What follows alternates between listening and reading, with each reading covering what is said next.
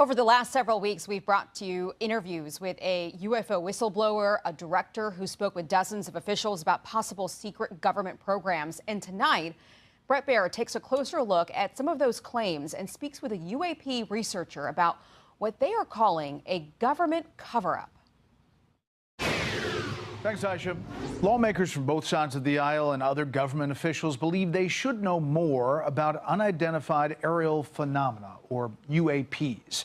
Tonight we look at reports on some of the secret government programs that are being alleged. This is so secret. There have been very few people in our entire government that have been allowed or provided access to it. A new documentary featuring former and current officials from across the federal government is attempting to connect the dots on secret knowledge of UAPs. This is the biggest discovery in human history. CIA officials, DIA officials, naval intelligence officials, the list goes on and on. I served as the 4th Director of National Intelligence. Director of Aviation Security in the National Security Council. One-star admiral after 32 years of service. Former Rear Admiral Tim Gallaudet served as the Navy's chief oceanographer and meteorologist, and as acting administrator of the National Oceanic and Atmospheric Administration. Why'd you take part in that? And of the voices in there, are you convinced that these are credible folks that are really coming forward for the first time?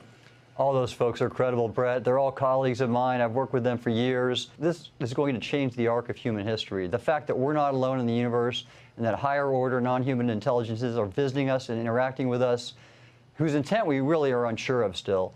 That's just mind-blowing. Not everyone is convinced by the film. The New York Times writes the claims are unprovable, and Variety calls it inconclusive. For us to be comfortable doing stories about it, we have to believe that these documents and these experts that we're talking to are telling us the right thing. How do you think the country, the world, will react when, if this happens, it's disclosed? You have a slow process of information coming out of government, mostly from Congress, from intelligence community officials who've retired.